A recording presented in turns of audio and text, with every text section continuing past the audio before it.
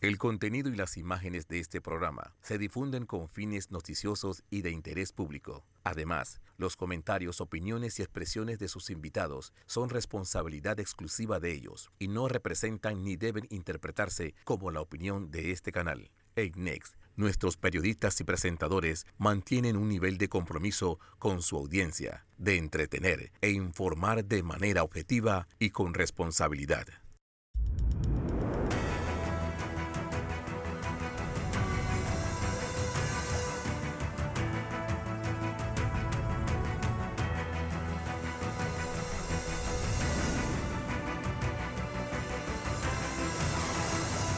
Muy buenos días, Panamá. Hoy es domingo 20 de marzo. Usted nos ve por Next, Canal 21, nos escucha por KW Continente. Una semana, bueno, donde empezó ese macro proceso de del proceso de compensación de buses. Ha habido, bueno, de todo. Vamos a hablar de eso hoy. Vamos a hablar también, porque en una semana más de 600.000 perredistas irán a las urnas a escoger a toda su oferta, pues, para ese congreso de octubre.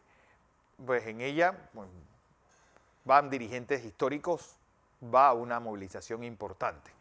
Además, felicitar al equipo de la Caja del Seguro Social, que hoy está de aniversario, así que felicidades a esta institución, pues una de las más importantes de nuestro país. Esto en un momento, José, en el que una semana con tercera semana, ya bueno, estando en la cuarta semana de esta invasión rusa a Ucrania y de la reacción del mundo, sobre todo, pues ese discurso del presidente Zelensky al Congreso de los Estados Unidos el pasado miércoles. Buenos días, Fernando. Buenos días a todos. Qué bueno que pueda estar con nosotros esta mañana. Una semana también donde retornaron a clases los estudiantes de premedia y media. Algunos no pudieron iniciar cuando se esperaba. Otros esperan por respuestas del Ministerio de Educación ante la denuncia en que han señalado. Sigue este conflicto en la Universidad Autónoma de Chiriquí durante toda la semana. Incluso se dieron hasta enfrentamientos. La Asamblea Nacional sigue aprobando leyes y algunas modificaciones, parte de su trabajo que se viene realizando. El COVID, al parecer, nos está dando por el momento una tregua, pero no hay que bajar la guardia, como dicen las autoridades de salud. No hay que relajarse porque en Europa se están dando algunos rebrotes de casos por coronavirus. ¿Qué va a pasar en nuestro país? Ya se analiza eliminar el uso de mascarillas en espacios abiertos, pero se seguirá utilizando en el transporte público, en los colegios. Pero ¿cuándo será ese día? Pues estamos a la espera que las autoridades de salud nos lo digan. Una semana también donde hubo muchas protestas en el país, donde los gremios de la clase trabajadora se mantienen con ese llamado a huelga, otros se mantienen protestando, pacientes con dietilenglicol también.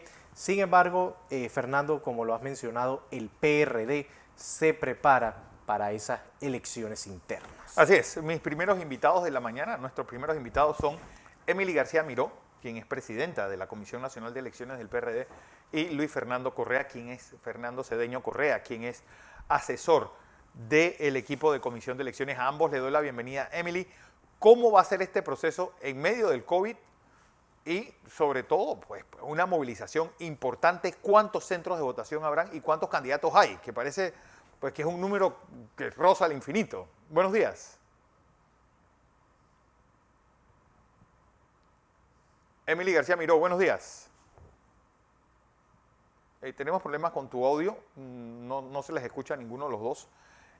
Vamos a hablar con la comisión, bueno, con la presidenta de la Comisión Nacional de Elecciones del PRD, Emily García Miró, y su asesor, Luis Fernando Cedeño. Vamos a hablar de este proceso que pareciera pues estar latente, pero buenos no. Días. Ahora sí, Emily, buenos días. Sí, muy buenos días. Muchas gracias por darnos la oportunidad de estar en su programa.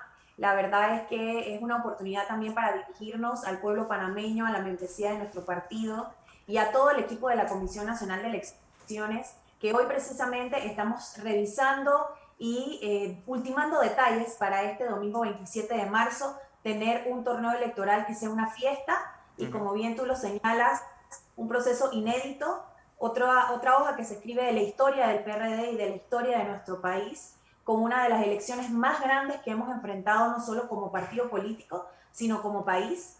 Tenemos una data procesada de más de 50.000 compañeros y compañeras que aspiran a los distintos cargos de elección dentro del partido, y tenemos un torneo que aglutina aproximadamente 700.000 electores habilitados para este domingo 27 de marzo. Y en medio de una pandemia, así es que es un proceso de análisis y de estudio en materia electoral, en materia de movilización, en materia de responsabilidad de salud pública. Son muchos aspectos que se concluyen para lograr el éxito de esta dinámica electoral del PRD. Bueno, bien, gracias Fernando, pero tendría que agregar que no hay ningún corregimiento ni ningún lugar importante con presencia de miembros del PRD que no tengamos mesas de votación. Es un proceso nacional difícil de coordinar, difícil de recoger la data, pero nuestro equipo especial de transmisión extraoficial de resultados lo tenemos listo para saber lo más rápido posible quiénes son los nuevos delegados que han de elegir la dirección del partido. Porque ¿cuántos delegados salen? Va a haber elección de delegados, elección de juntas de corregimiento, pues son varios poderes superpuestos que van a elección ese día. Bueno, para este domingo 27 estamos escogiendo 4.200 delegados al Congreso Nacional, que es la máxima autoridad de nuestro partido. Ellos son los que van a decidir quiénes son las nuevas autoridades políticas del PRD. También estamos escogiendo a esas 500 delegadas al Frente Femenino que tendrán la responsabilidad de escoger la nueva dirección política del Frente Sectorial Femenino del PRD. Igualmente hemos sometido a votación para este domingo 27 de marzo 500 cargos de delegados al frente de la juventud del partido. Estos jóvenes van a tener también una responsabilidad histórica de escoger esa nueva directiva del Frente Sectorial de la Juventud de nuestro partido. Y por supuesto, como lo dice Cedeño, nosotros somos un partido de base, tenemos una estructura territorial que es fundamental para la operatividad de un partido tan grande como el nuestro. Son nuestras directivas de corregimiento, una de nuestras estructuras madres, una de nuestras estructuras de soporte y de movilización. Estas directivas de corregimiento se escogen en cada uno de los 693 corregimientos a nivel nacional, en cada rincón de nuestro país. Ok, ¿cuántos centros de votación hay para este día habilitado? Tenemos habilitados más de 1.100 centros de votación a nivel nacional y un conjunto de mesas habilitadas dentro de estos 1.100 centros de votación, de 1.750 mesas a nivel nacional. Para que nuestros compañeros puedan participar en orden, yo quiero aprovechar esta oportunidad para hacer un llamado a esa membresía que salga a votar. Esta votación es una votación distinta a cualquier otra que hayamos vivido. Estamos en un momento de la pandemia. Escuché al principio cómo ustedes nos hacían ese llamado a no bajar la guardia, y el PRD ha llevado un proceso muy responsable. Nosotros, para efectos de la postulación, limitamos el tema de la entrega de las nóminas a una sola persona por nómina. Limitamos también esa festividad que se daba en otrora de murgas, de conjuntos que amenizan esta dinámica que por supuesto a todos nos gusta, pero estamos haciéndolo con prudencia y apegados también al cumplimiento de todas las medidas de bioseguridad. Emily. Con responsabilidad, los electores esa mañana deben ir, votar, estar bien cubiertos, llevar su mascarilla, esperar su turno y luego de votar retirarse del centro de votación para evitar y seguir mitigando el impacto de este virus que nadie quiere que continúe. Sin embargo, Emily, son muchos los que van a participar de estas elecciones, muchos miembros del PRD. ¿Cómo hacer para hacerle el llamado una vez más a los que vayan a participar? Porque se aglomeran mucho en las entradas de los colegios o de los centros de votación. Muchas personas van a la misma hora, o los candidatos llevan a las personas que van a votar en esos busitos, en el traslado de autos, a la misma hora prácticamente, porque más tarde, después de la 1, no quieren que estén votando. Entonces, llamarlos también para votar con calma, porque va a ser de qué horario a qué hora van a estar funcionando las mesas. Las mesas van a estar habilitadas de 8 de la mañana a 4 de la tarde. Es importante recalcar, como ustedes bien lo señalan, que debemos mantener el orden.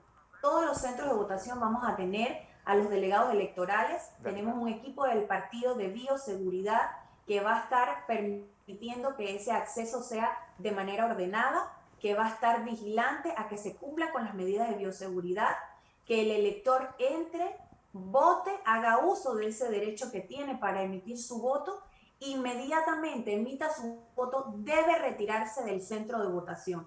Los centros de votación no van a ser, como siempre se estila, una reunión política, ese espacio coloquial que siempre se da, a lo que estamos acostumbrados, y les pido a todos los compañeros del PRD que contribuyamos y colaboremos para que esto sea un éxito. En nosotros está la gran oportunidad de que el PRD siga avanzando con su calendario, con la hoja de ruta que nos han mandatado nuestras autoridades políticas para llegar a nuestro Congreso el 15 de mayo. Dependemos de esta elección, es fundamental que cumplamos con esas medidas de bioseguridad, que todos estemos con nuestra mascarilla, que cumplamos con el distanciamiento y que también atendamos el llamado de los delegados electorales que van a estar con nosotros en todo este proceso, el coordinador y supervisor del Tribunal Electoral que vamos a tener en cada centro de votación.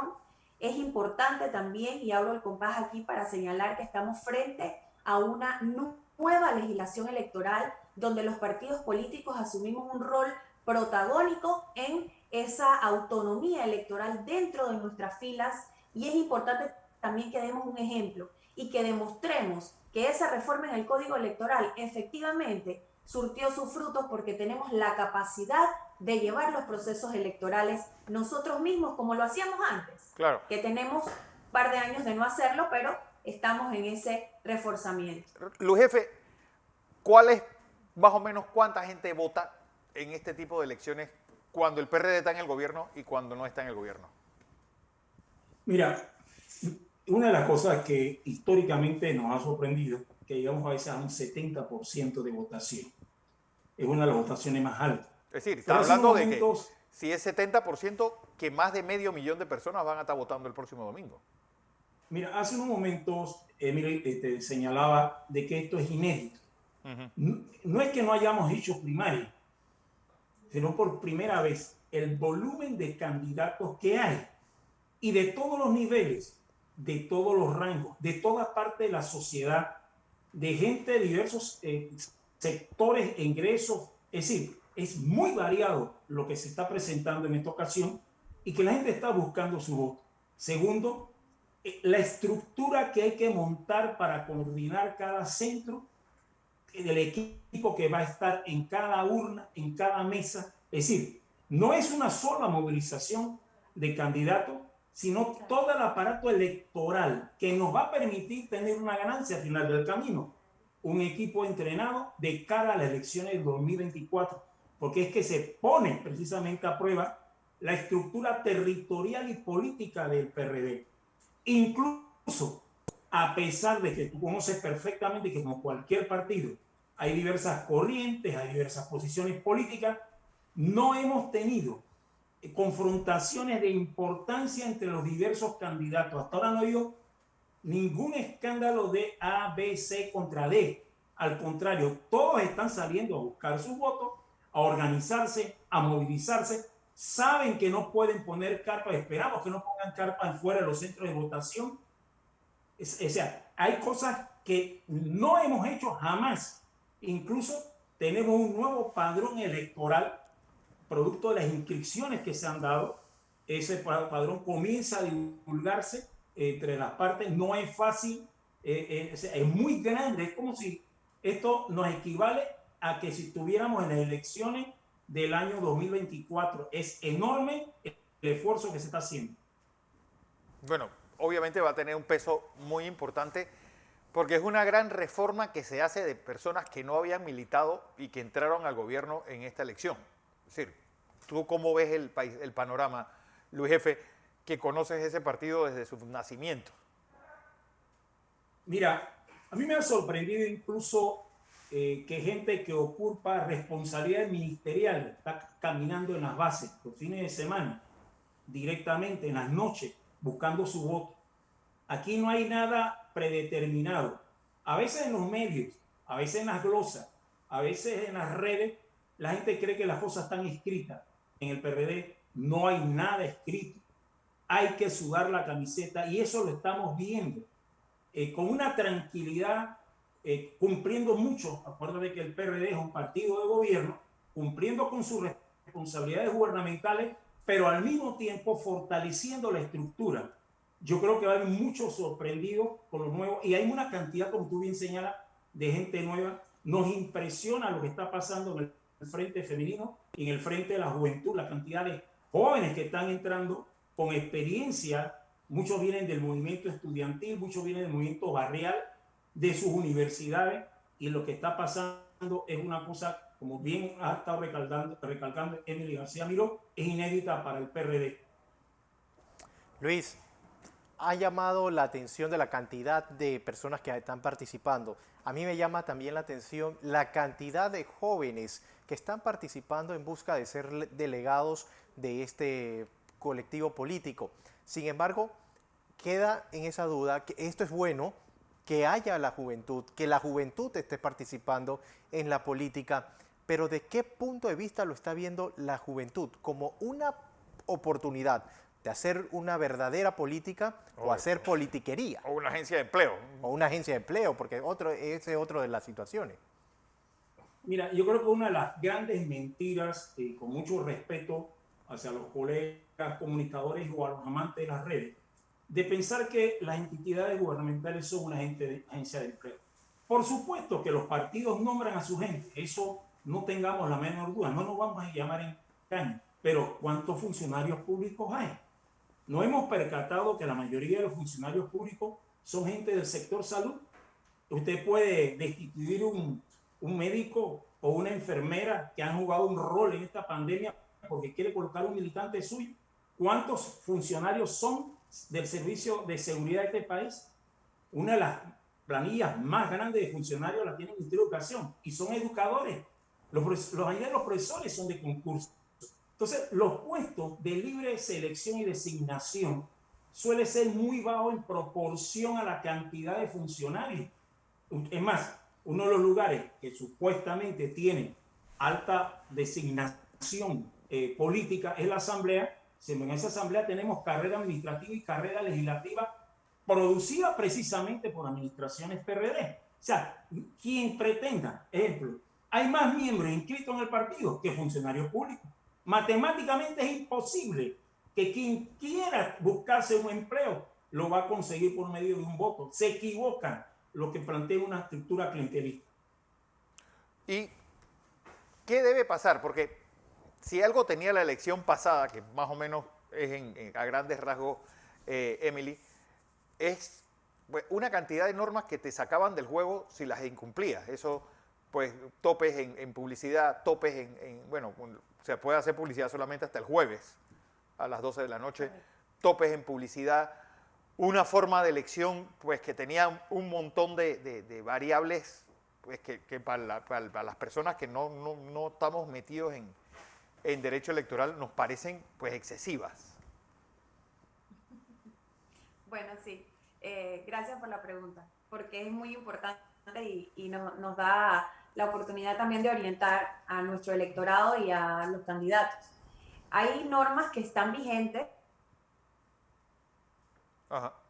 El código cambió en algunos aspectos, pero en otros aspectos se mantienen vigentes esas normas. Y precisamente es de lo que hablas, Fernando.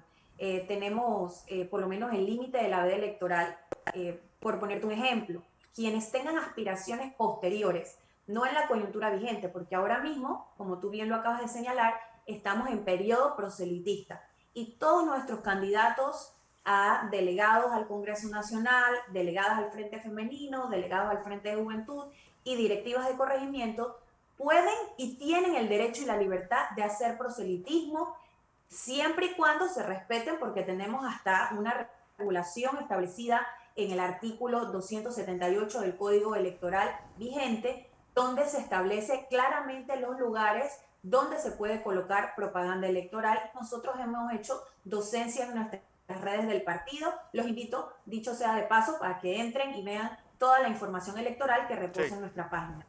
Es importante que los compañeros sepan que su periodo proselitista termina el 24 de marzo a la medianoche y que todo lo que se haga incumpliendo desde el 25, 12 y 1 minuto en adelante puede traerle consecuencias desde el punto de vista que cualquier otro compañero que se sienta afectado en su derecho por haber entrado en un periodo de veda puede recurrir hasta ante las instancias electorales y someterlo a una denuncia a la Fiscalía Electoral. Entonces es importante que nuestros candidatos sepan que tienen y están en la obligación y en el deber de cumplir con los periodos proselitistas y de veda, cada uno en su momento de apertura y cierre.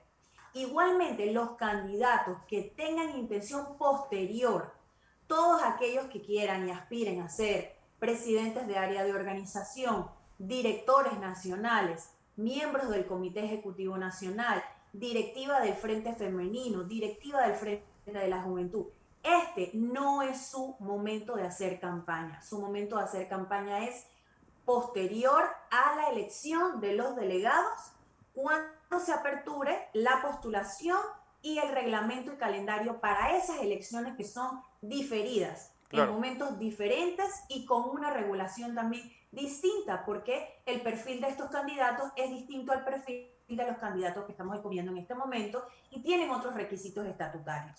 También es importante señalar que el código regula, y eso se ha mantenido, eso no cambió en la legislación, toda una serie de aspectos que pueden ser recurribles ante la Fiscalía Electoral si se da el incumplimiento de esta conducta y si se da también campañas sucias y campañas antiéticas en contra de otros candidatos. Así es que exhortamos a nuestros candidatos en esta última semana a apegarse al código electoral, a apegarse a la ley, a hacer una linda campaña, una campaña altruista, una campaña positiva, una campaña limpia que hable bien de este gran partido que conformamos todos y todas. Así como tuvimos nuestra oportunidad en la primaria, lo podemos hacer nuevamente y darle un ejemplo al país y al mundo de una elección sin precedentes, con la membresía más grande que hemos tenido en la historia desde nuestra fundación Cedeño, y también con una data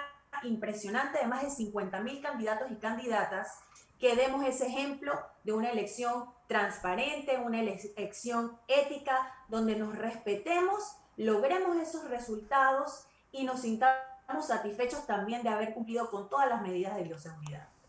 Fernando, este proceso, y compañero, este proceso nos ha ratificado algo, y es que este es un partido con una estructura territorial. Hay muchos que piensan fuera del PRD que este es un partido de figuras. Claro que hay sus figuras, claro que hay gente importante, claro que hay gente que influye, pero es la estructura territorial. Es ahí donde está el triunfo del PRD, en su unidad territorial. Quien pretenda desbancar el PRD en cualquier elección va a tener que entender que eso es tu estructura. Y que le ha funcionado. La mayoría de los representantes de corregimiento son PRD actualmente. La mayoría de los alcaldes. Fíjate el número importante de diputados.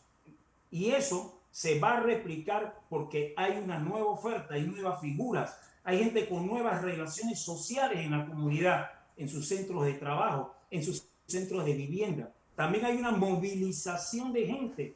Las elecciones de últimas que hubo nos presentó circuitos determinados por la cantidad de pobladores. Eso ha variado. Ya la área metropolitana pesa más a Raiján que Caledonia. Claro. Para dar un no, ejemplo. digo, que pesa más en el país. Pero, Luis Jefe, lo importante es quiénes son las figuras, quiénes están sonando para ese frente de la mujer, para ese frente de la juventud y sobre todo para la Secretaría General de la Presidencia. Mira, como bien te has dicho, Emily, hay gente que ha exteriorizado su interés, pero la característica de que tienes que esperar que se dé la elección de delegado, como, bueno, hablemos bien en panameño, dime qué tienes, claro, y veremos efectivamente a qué aspiras. Tú puedes decir, yo quiero ser presidente de la República, pero primero tienes que ganar una primaria en el PRD. Claro. O quieres ser miembro del CEN, ¿cuántos delegados lograste por medio de tus relaciones tener? Tiene que definirse primero ¿quiénes son los 4.200 delegados con sus 2 suplentes cada uno? Tiene que definirse los 500 delegados al Frente Femenino con sus 2 suplentes.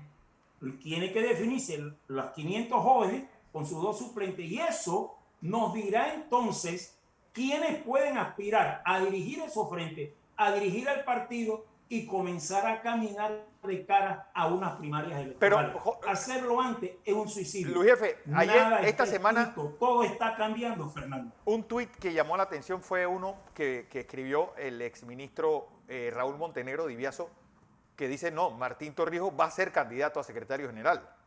Me pareció raro. ¿Lo será? Mira, para mí no es raro. Hay diversos sectores sociales que han ido evaluando qué ejercicio ha tenido los diversos dirigentes que hemos tenido en todos los periodos. No tengo la menor duda que hay gente que piensa que Martín Torrijos sería una buena alternativa, como hay gente que piensa que otras personas también. Fíjate que públicamente muchos han dicho que el vicepresidente actual de este país va a aspirar.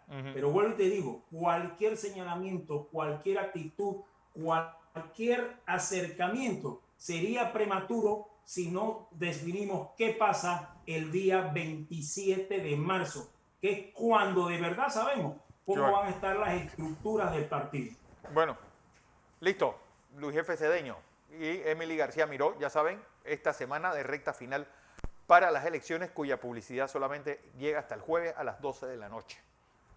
Así que bueno, suerte con esta, porque básicamente por los números que ustedes están diciendo, el PRD va a llevar el número de votantes que hubo en la elección del año 94, 700.000 personas. Es grande, el esfuerzo es grande, el esfuerzo organizacional, el equipo que coordina con la Comisión Nacional de Elecciones y con la Secretaría de Elecciones del partido es muy grande, las coordinaciones con el Tribunal Electoral, la movilización de funcionarios del Tribunal Electoral y de los delegados electorales también es un reto, es un ejercicio también para ellos frente a lo que les espera en el 2024. Ningún partido pone a prueba la estructura formal del Tribunal Electoral y sus delegados como el PRD. Vamos a ver qué pasa. Y además lo estamos viviendo nosotros. Sí, es algo que quiero destacar, Fernando. Nosotros hemos reclutado en menos de un mes más de 8.000 personas a nivel nacional, todos miembros de nuestro partido, que se han capacitado con todo el respaldo y el apoyo del Tribunal Electoral. Estas personas son quienes van a estar en las mesas de votación con la supervisión y el acompañamiento del Tribunal Electoral. Y yo quiero destacar y resaltar, porque nosotros tenemos un eslogan que se usó en alguna campaña en algún momento, donde dice que el valor del PRD está en su gente. Y eso no es una línea trillada, eso es una realidad a cuestas. Nuestro partido, nuestro gran valor es la gente que conforma las filas de este colectivo. Ese recurso humano que está en cada área de organización a nivel nacional, los miembros del equipo de la Comisión de Elecciones en cada área de organización de nuestro partido. Es impresionante el compromiso que tiene esa gente con el valor ideológico político que nos tiene aquí. Esa formación, ese ideario torrijista, y yo quiero destacar y resaltar a cada uno de los miembros del equipo que han dado su cuota de sacrificio, que hemos trabajado en el momento más difícil de la pandemia, cuando tuvimos un rebrote de 10.000 casos diarios y nosotros trabajando todos los días. Quiero también agradecerle ese respaldo al Tribunal Electoral. Sé que para ellos también ha sido un reto, como para nosotros, enfrentar una nueva legislación en un tiempo corto y en medio de una pandemia. Así es que todo el éxito para el equipo del partido, todo el éxito para el tribunal, y seamos un ejemplo y un modelo para nuestro partido, para el tribunal, para los otros partidos y para nuestro país. Fíjate que yo sé que estamos terminando, Fernando, y perdona, te quito medio minuto.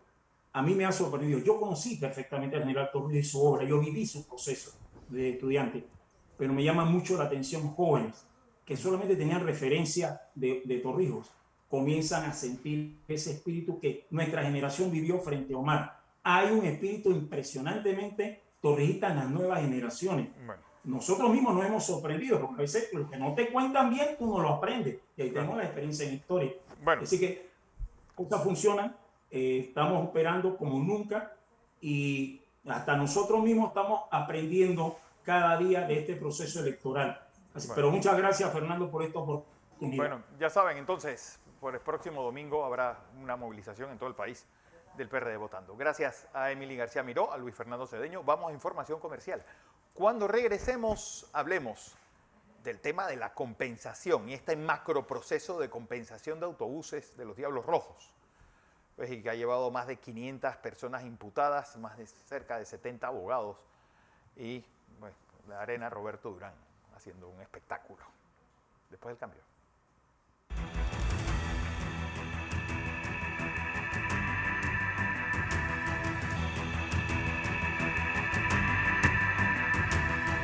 Seguimos en la presentación de Entre Líneas. Hoy es domingo 20 de marzo y sin lugar a dudas una semana intensa en el plano judicial. Se presentó este informe del procurador hablando sobre los casos de alto perfil que están realizándose y que se van a realizar este año. Uno de ellos, el de la compensación de autobuses Diablos Rojos. Y un absurdo total que desde un principio ustedes han oído. Un grupo de abogados que hemos tenido en nuestras emisiones noticiosas hablando de algo que empieza con pues, casi 500 imputados, casi 70 abogados, en la Arena Roberto Durán convertido en un circo romano. Y uno de los abogados que ha estado en este caso y que denunció el montón de irregularidades que había fue Leosmar Tristán, a quien le doy la bienvenida. Feliz domingo, don Leosmar. Buenos días. Gracias, don Fernando y público que nos escucha. Feliz domingo también para todos ustedes y que Dios los bendiga. Bueno, primera semana de esta farsa, porque no hay otra forma de calificar esto que no sea de una farsa. Porque ahora los fiscales, la fiscal lo que está diciendo es que, bueno, es que hubo personas que se les indemnizaron 2 veces. Bueno, si esa es la excepción, ¿por qué no llamar a estos sin tener que llamar a todo ese montón de gente? Bueno, desde don Fernando nosotros hemos planteado desde el inicio de este proceso que es una de las mayores injusticias que se ha cometido en nuestro país, haber investigado, imputado, solicitar la imputación de casi 500, 600 transportistas, incluyendo también a directivos de la Autoridad de Tránsito y a funcionarios de la Contraloría, porque consideramos que la verdad no es una investigación objetiva, no es una investigación independiente, porque todo el mundo sabe que estuvo siempre en la mano de la procuradora y del presidente Varela. Y usted escuchó al procurador ayer, este es un caso insigne y como tal lo están manejando. Esta audiencia comenzó el lunes 14 y efectivamente el primer día fue desastroso, como usted lo llama, fue una farsa. Pero bueno, desde el día martes la fiscal Kaira Tascón está haciendo uso de la palabra, haciendo según ella, las pruebas que tiene en contra de los directivos, los funcionarios, y desde ayer comenzó ya directamente con los transportistas, y es prácticamente una lectura de la vista fiscal, y sobre todo se basa mucho, don Fernando y público que nos escucha, en el informe de auditoría, que nosotros hemos señalado que hay 2 informes, pero ella solo menciona al que le conviene. No menciona el informe que se hizo en el 2012-2014, en donde ella concluyen los auditores de ese momento que no hubo una lesión patrimonial. Y como eso no le gustó a ella, ya yo lo dije en entrevistas anteriores, ella le sigue un proceso, le inicia un proceso penal a esos auditores y manda a confeccionar otro informe donde se ha involucrado, según ese informe, a los intereses de ella, se ha involucrado a gente que realmente no han cometido delito. Esto ha sido una persecución prácticamente contra los transportistas y así lo demostraremos en el acto de audiencia que se inició, repito, el día lunes.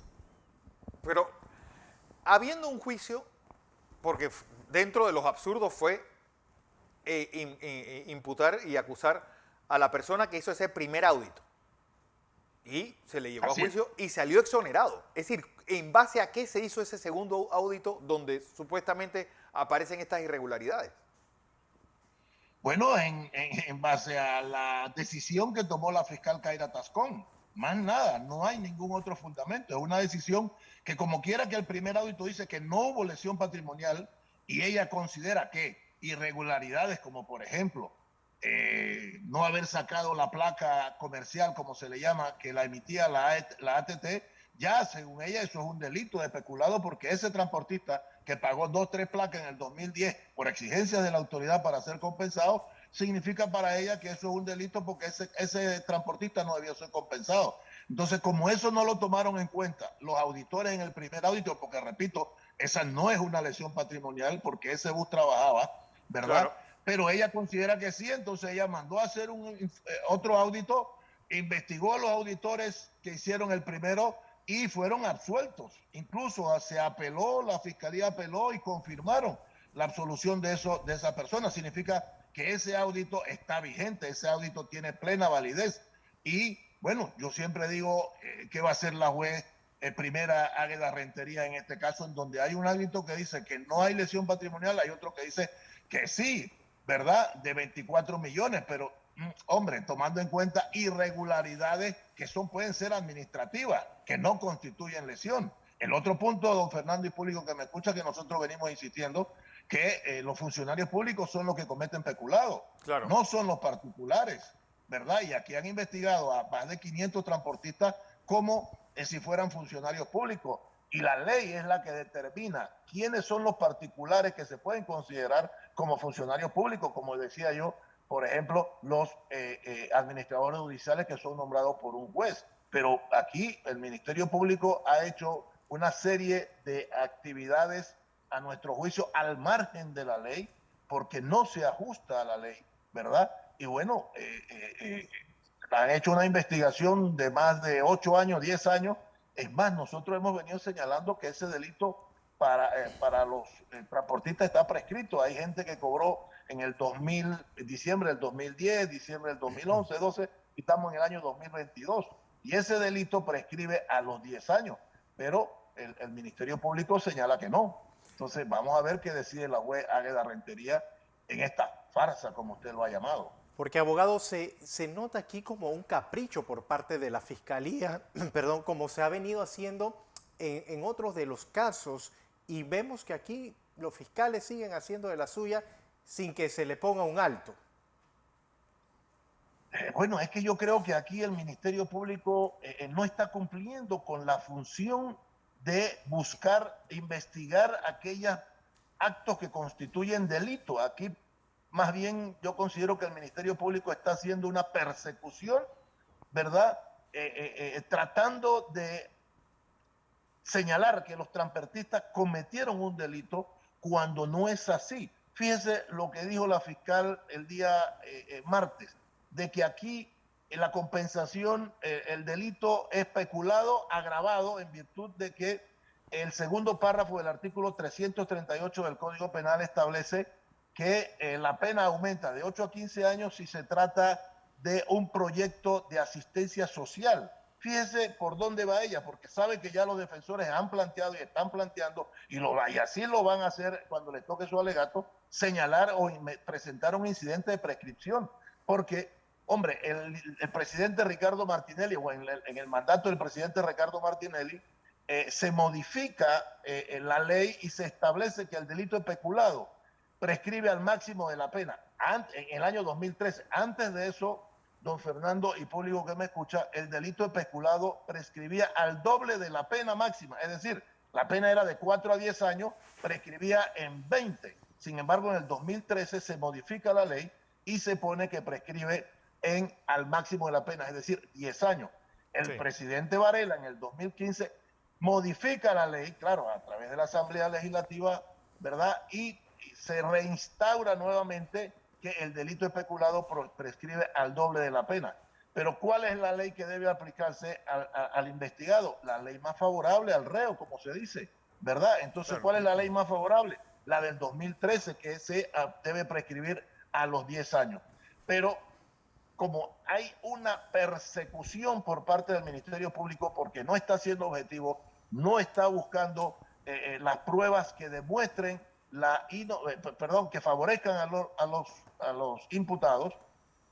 Ella está señalando que ese proyecto dice que era de asistencia social, cuando no hay nada, ningún decreto, ninguna ley que haya señalado que la compensación es un proyecto de asistencia social. Hombre, puede ser un proyecto de interés público, pero no social. Pero ¿cuál es la intención del Ministerio Público al señalar eso? Que la pena aumenta, si es de interés social, de 8 a 15 años, solamente para torcer la ley y demostrar que no está prescrito. Esa es la percepción que tenemos los abogados defensores en el acto de audiencia, pero definitivamente que debe aplicarse la ley que más favorece al investigado, en este caso la ley que el delito prescribe en 10 años. Lo importante de esto es en qué momento la jueza pues tomará una decisión, porque es absurdo, es decir, mantener a ese montón de personas por los próximos, creo que son 3 meses, porque finalizaría en mayo esta audiencia. Hombre, sí, señor, don Fernando, la verdad es que esto está programado para terminar en mayo, pero la idea de los defensores era inicialmente el día lunes presentar el incidente de prescripción de previo y especial pronunciamiento para que ella tomara una decisión antes de entrar en la fase de alegatos.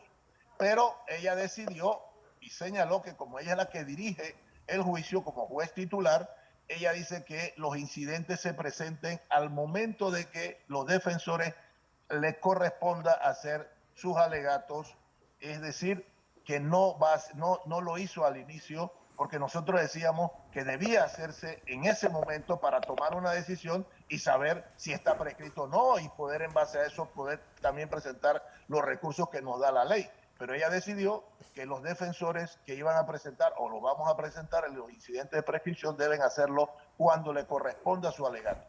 Ahora mismo, por ejemplo, si usted me pregunta cómo se está desenvolviendo, hombre, el Ministerio Público está haciendo alegatos individualizando uno por uno de los transportistas. Wow. Ya terminó los alegatos con respecto a los funcionarios públicos y repito, en el día de ayer comenzó con los transportistas. Usted se imagina, son 500 transportistas, 500 y pico de transportistas. Ella está haciendo alusión al Ministerio Público de transportista por transportista.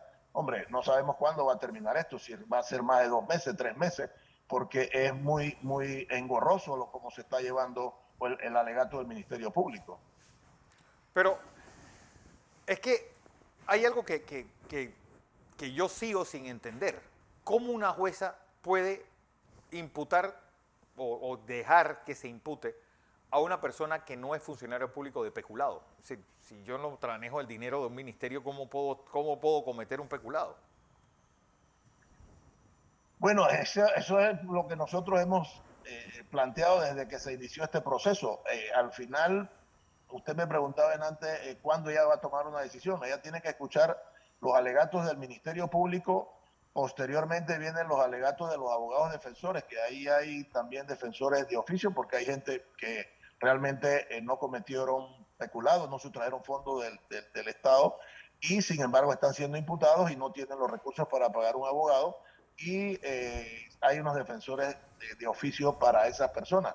Sin embargo, ella al final de todos los alegatos, dentro de 2 o 3 meses, que yo le pido a Dios todos los días de que le dé la sabiduría, la experiencia para poder que ella tome la mejor decisión y termine con esta injusticia en esta fase, porque acuérdense que estamos en una audiencia preliminar. En la audiencia preliminar, la juez debe escuchar los alegatos y tomar una decisión si hay motivo o lugar para ir a un juicio y determinar si es culpable o inocente. Entonces, ella, al final de todos estos alegatos, imagínense, el Ministerio Público ya lleva 3 o 4 días en alegatos, y después vienen los abogados defensores, que somos casi 100 abogados defensores.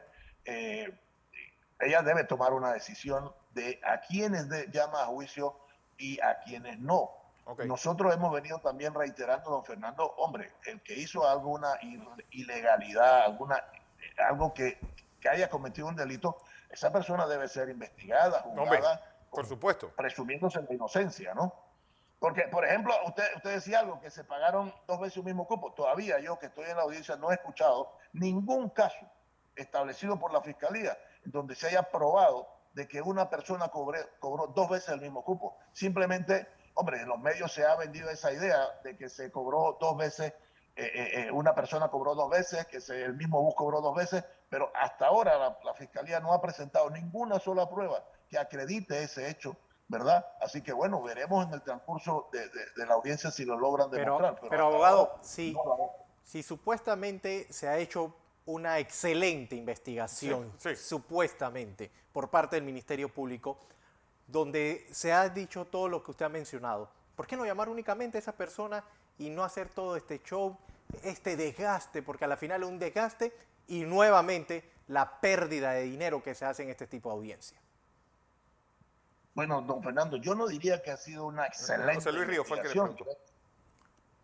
Yo diría que es una pobre investigación, porque si el Ministerio Público hubiese investigado correctamente, se pudiese haber percatado que de los 500 transportistas, muy pocos debían ser los que fueran investigados por este delito. ¿Por qué? Porque realmente, por ejemplo, don Fernando, no puede ser que ella insista y diga en esta investigación que los que pagaron placa de la autoridad de tránsito, repito, la placa comercial que pagaron 2008, 2009 y pagaron el 2010, ella diga que eso es un delito porque pagaron 3 placas en un año y lo que significa es que ese bus no estaba trabajando. Si se hubiese hecho una investigación correcta, objetiva, independiente.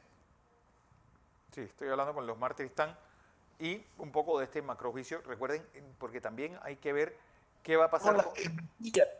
¿verdad? Igualmente, por ejemplo, a ella le ha imputado cargo, don Fernando, a todo aquel transportista que hizo una inversión de comprar un bus de lujo, una nevera, que pidió préstamo al Banco Nacional por 80,000, 100,000 dólares, que pagaron al final casi 200,000 con los intereses, claro. Pero el certificado de operación decía 8B, Don Bosco Vía España, por ejemplo, pero cuando él compra la unidad de lujo, con aire acondicionado, con butaca, él ingresa al Corredor Sur a trabajar, a operar ese bus en el Corredor Sur, pero el certificado de operación nunca se actualizó porque la autoridad de tránsito no lo quiso actualizar. Claro. Pero cuando vino la compensación, a los dirigentes transportistas le dijeron, en su piquera, todo el que tiene 8B, pero que ha trabajado en el corredor, debe actualizar su cupo. Y así se hizo. ¿Qué hace el Ministerio Público? ¿Qué hace la Fiscalía Anticorrupción? A toda esa gente le formula cargo porque dice que su cupo, dice Vía España, Don Bosco Vía España, y que debió cobrar 25,000 por ruta troncal y no corredor. Hombre, si investigaran el expediente administrativo, porque ella pidió copia de todos los certificados de operación, ahí consta que ese vehículo trabajaba en el Corredor Sur o en el Corredor Norte. Hombre, don Fernando, yo le pongo el ejemplo más claro. El bus que se quemó era 8B06. Trabajaba en el Corredor Norte, pero su cupo decía, no recuerdo bien, pero era Vía España, Santa Librada, Torrijos Carter, no recuerdo, pero era 8B. ¿Pero de dónde venía? Del Corredor Sur. Es la prueba más inequívoca de que los 8B, que su certificado de operación decía ruta troncal, laboraban en el corredor, pero el Ministerio Público ha querido desconocer esa realidad y a todos esos transportistas que hicieron una inversión de varios miles de dólares con muchos sacrificios, pagando un préstamo con el Banco Nacional y algunas entidades privadas, ella les está formulando cargos y los ha tenido en esta zozobra, en esta incertidumbre, por más de 10 años con medidas cautelares, don Fernando. Esa demanda que le puso el abogado Raúl Loza a la fiscal Tascón puede retrasar este proceso, puede pues nuevamente echar para atrás mucho de lo que se ha actuado y mantener pues mantener la imputación por más tiempo. Bueno, sigo con el abogado de los Martiristán porque esta semana el abogado Raúl Loza presentó una demanda contra la licenciada Tristán, fiscal de este caso. ¿Esto qué implicaría? ¿Y esto puede retrasar todavía más esta audiencia? Bueno, yo pienso que no la va a retrasar, porque esta es la tercera denuncia que le ponen a la fiscal Kira Tascón. La semana pasada, un abogado y otro imputado, creo que el señor Herrera, también le pusieron una denuncia ante las irregularidades que ha cometido la fiscal en este caso.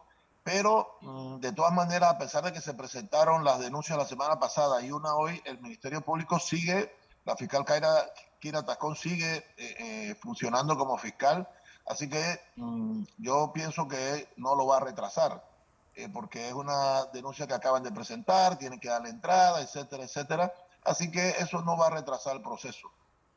Pero lo que no entiendo es decir, se hace un proceso por 24 millones y la compensación, ¿por cuánto fue? Porque, es decir, es un número que parece absurdo y extremadamente grande para lo que fue y lo que el resto de los implicados le han dicho que fue lo que recibieron.